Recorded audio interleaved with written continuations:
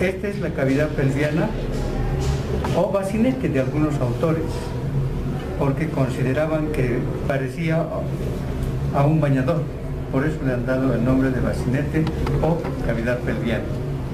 ¿Cómo está constituido esta cavidad pelviana?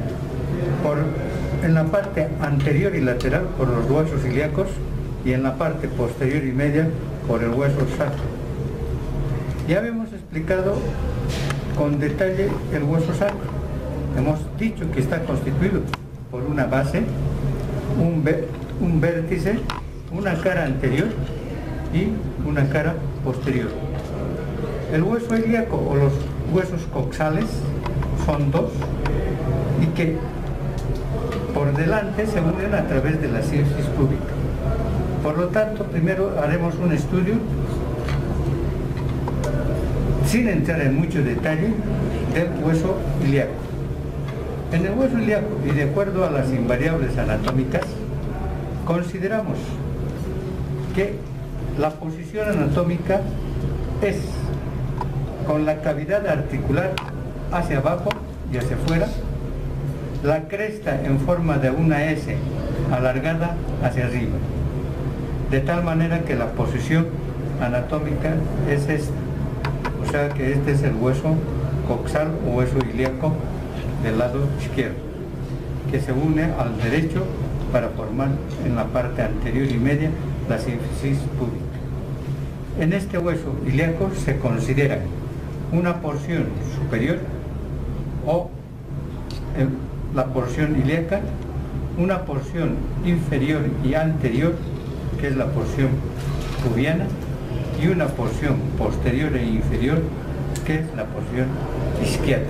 Por lo tanto, está constituido, deducimos que está constituido por tres porciones: porción ilíaca, porción pubiana y porción isquiática. Estas tres porciones se unen a nivel de esta escotadura o de esta cavidad articular o cavidad cotiloidea. Esta cavidad articular, que corresponde a la cabeza del fémur, presenta por lo tanto una porción ilíaca, una porción pubiana y una porción isquiática. Es un hueso plano, y como hueso plano, considerado como hueso plano retorcido sobre su eje, entonces consideramos una cara interna, esta es la cara interna, una cara externa, aquí, un borde anterior, un borde posterior, un borde superior y un borde inferior. En la cara externa, los elementos anatómicos que encontramos son los siguientes.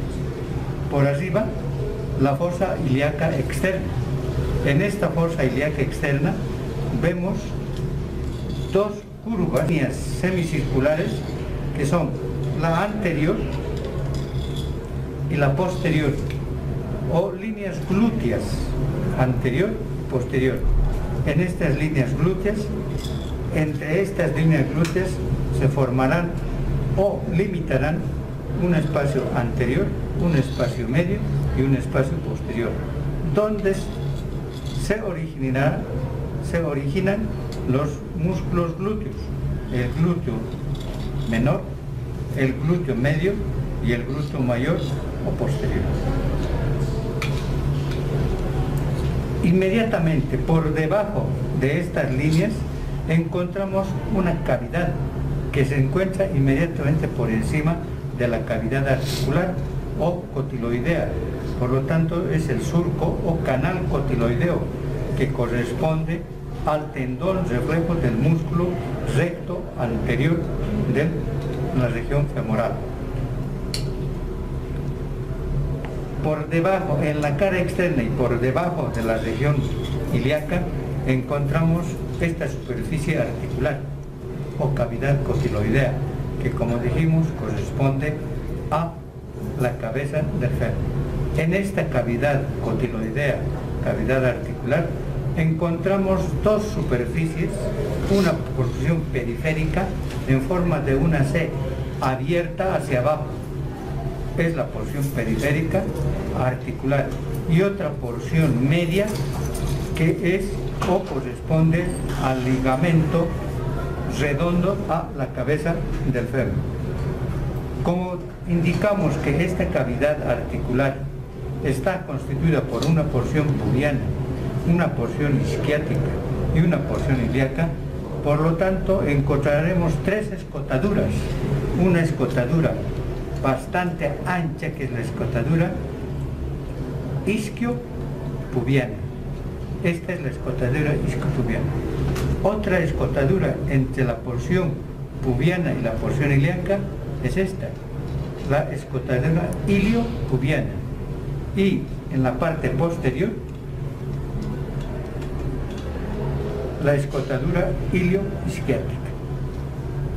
Debajo de esta superficie articular, de la superficie cotiloidea, encontramos este orificio profundo, grande, este orificio que es el agujero obturador o isquiopubiano, porque está formado fundamentalmente por la porción pubiana y la porción isquiática. Aquí se inserta por fuera el obturador externo y por dentro el obturador interno. Inmediatamente por encima de este orificio encontramos este canal, el canal subpubiano. Miren, este es el canal subpubiano. Esas son las estructuras anatómicas de la cara externa del hueso ilíaco. En la cara interna de este hueso encontramos en la porción ilíaca la fosa ilíaca interna, que corresponde al músculo ilíaco, ¿no? Inmediatamente por debajo de esta fosa vamos a encontrar esta línea, la línea innominada o línea curva o línea del estrecho superior. Por debajo de esta línea curva o innominada o del estrecho superior encontramos esta superficie cuadrilátera, que es el trasfondo o el fondo de la cavidad cotiloidea, o sea, la parte interna de la cavidad cotiloidea. Debajo de esta superficie cuadrilátera plana encontramos el orificio o el agujero obturador. ¿Bien? Entonces el agujero obturador, y aquí encontramos el conducto subpubiano, ¿no?, que comunica la parte externa con la parte interna. Debajo de este orificio o agujero obturador encontramos la rama horizontal de la porción pubiana, la rama descendente del pubis, la rama descendente del isquio y la rama ascendente del isquio. Y entre estas dos ramas se forma la tuberosidad isquiática. Esta es la tuberosidad isquiática, que soporta el peso de la mayor parte del ser del cuerpo humano. Visto de esta manera la cara externa, la cara interna, nos vamos al borde anterior. En el borde anterior encontramos de arriba hacia abajo la espina ilíaca anterosuperior, la escotadura innominada o escotadura sin nombre, la espina ilíaca anteroinferior, una escotadura para el músculo psoas ilíaco, la eminencia iliopectínea, la cresta iliopectina y la espina del pubis. Repito, viendo de abajo hacia arriba la espina, la cresta, la eminencia iliopectínea, la escotadura para el músculo psoas ilíaco, la espina ilíaca anteroinferior, una escotadura innominada y la espina ilíaca anterosuperior, superior e inferior. En el borde posterior, damos la vuelta, encontramos en el borde posterior, aquí a este nivel, la espina ilíaca postero superior y la espina ilíaca postero inferior. Inmediatamente debajo de eso, esta escotadura amplia, grande, que es la escotadura ciática mayor. Debajo de esto, la espina ciática o espina isquiática. Debajo de esta espina ciática la escotadura ciática menor. Ciática menor, ciática mayor, espina ciática. ¿Sí? Inmediatamente debajo encontramos esta es la tuberosidad isquiática. El borde inferior estamos representados por esto, por la tuberosidad isquiática, la rama ascendente del isquion, la rama descendente del pubis. En el borde superior encontramos esta cresta en forma de una S bastante alargada. Este es el borde superior, que encontramos un labio interno, el labio externo y una superficie media entre los dos labios, ¿no? Por el labio externo vamos a ver que se inserta el oblicuo mayor, en el labio interno el transverso y por dentro, entre estos dos labios, el oblicuo menor. Entonces, transverso, menor, mayor. Eso es en cuanto se refiere a la característica o las características anatómicas del hueso ilíaco. Importante decir que por detrás y por debajo de la fosa ilíaca encontramos una superficie auricular que corresponde a una superficie semejante al sacro para la articulación sacro-ilíaca. Estos dos huesos, como dijimos al principio, se unen para formar el bacinete o la cavidad pélvica. Este es la cavidad pélvica, todito es esto. Los dos huesos más el sacro forman la cavidad pélvica. Esta cavidad pélvica se divide en dos porciones, la pelvis mayor, estas dos, y la pelvis menor. ¿Quién divide esto de la pelvis mayor y la pelvis mayor? Esta línea, la línea arqueada o innominada, ¿no? Esta es la línea del estrecho superior, que divide la gran cavidad de la pequeña cavidad. Esta línea del estrecho superior, vemos que comienza en el promontorio, aquí, en el promontorio, sigue el alerón sacro o la aleta del sacro. Sabemos que la aleta del sacro está en relación con la fosita lumbosacra, donde se encuentra el tronco lumbosacro, la arteria iliolumbar, etc. Luego continúa con la línea innominada, la cresta pectínea y la sínfisis pubiana. Todo esto constituye el estrecho superior, que como dijimos divide la gran cavidad de la pequeña cavidad. La pequeña cavidad entonces está limitada por arriba por el estrecho superior y por abajo por el estrecho inferior, que es este. Ustedes verán el estrecho inferior. Préstenme una punta.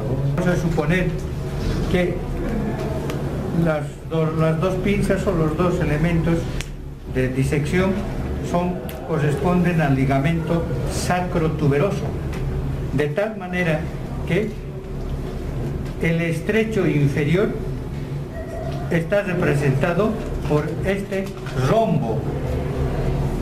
El estrecho inferior está representado por este rombo. Fíjense, lo podemos dividir este estrecho en dos triángulos.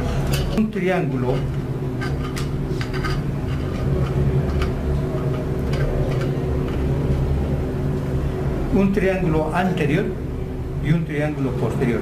Este es el estrecho inferior. Este estrecho inferior, por lo tanto, está limitado por delante por un triángulo que está constituido por la sínfisis púbica, ¿no es cierto? Esta es la sínfisis púbica, la rama pubiana, el pubis, la rama descendente del pubis, la tuberosidad isquiática lateralmente y los ligamentos sacrotuberosos por detrás. Y podemos dividir por una línea imaginaria estos dos triángulos, triángulo anterior y triángulo posterior. Triángulo anterior genital y triángulo posterior es anal. ¿Sí?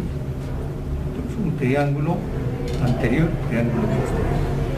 El conjunto de partes blandas que cierran este estrecho se denomina perineo, que está constituido por aponeurosis y músculos de la región perineal. Sí. Ahora, esta cavidad pelviana o la pelvis propiamente dicha presenta paredes, una pared anterior o anterolateral limitada por la sínfisis, por las ramas isquiopúbicas, por el agujero obturador que contiene la membrana obturatriz y los músculos obturadores, y la lámina cuadrilátera o trasfondo de la fosa cotiloidea. Por detrás, hemos dicho, los ligamentos sacrotuberosos y los músculos de la región perineal, principalmente el elevador del ano. En esta cavidad se encuentra la vejiga y el recto en el hombre, más la próstata y las vesículas seminales. En la mujer, la vejiga, el útero y el recto. Este estrecho superior tiene mucha importancia desde el punto de vista gineco-obstétrico, desde el punto de vista anatómico, topográfico, etcétera, para clasificar la pelvis. Las pelvis se clasifican de acuerdo a la forma del estrecho superior, que es este. Podemos clasificar las pelvis en, cuando es más o menos redondeada como esto, en ginecoide. Cuando el estrecho superior es aplanado, en platipeloide, plano. Cuando es ovalado, en antropoide.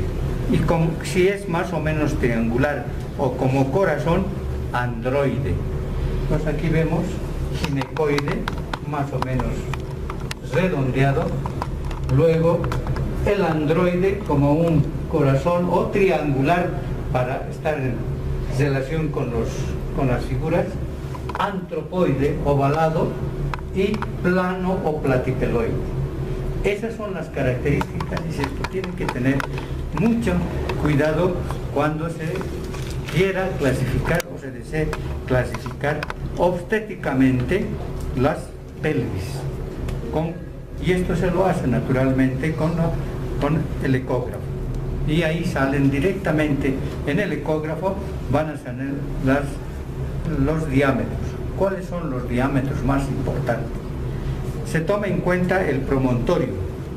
Entonces tenemos uno que es el promonto suprapúbico, que se extiende desde el promontorio al borde superior del pubis. El promonto retropúbico, del promontorio a la parte media de la sínfisis púbica. Y el otro, el promonto subpúbico, que se extiende desde el borde inferior de la sínfisis púbica al promontorio. El promonto retropúbico aproximadamente mide 10.5 centímetros. El promonto suprapúbico 11 centímetros y el promonto subpúbico 12 centímetros. En el estrecho inferior, que hemos dicho que tiene la forma de un rombo y que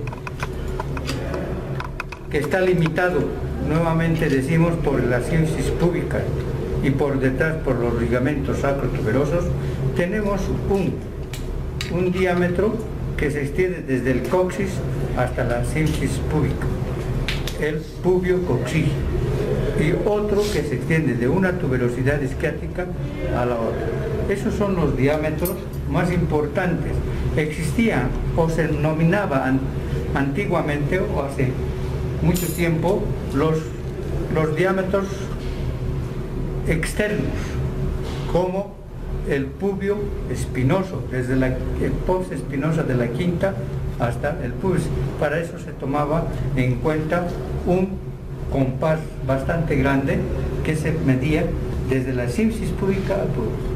a la espina, a la quinta apófisis espinosa. Luego tenemos otro que se extiende desde la espina ilíaca anterosuperior a la otra, biespinoso. Luego el bicrestal y el bitrocantero de un trocánter al otro. Hoy en día esos diámetros ya no se utilizan, solamente sirven como referencia histórica para los diámetros externos de la pelvis. Eso es en cuanto nos referimos a la cavidad pelviana, las paredes y su configuración, tanto externa como interna.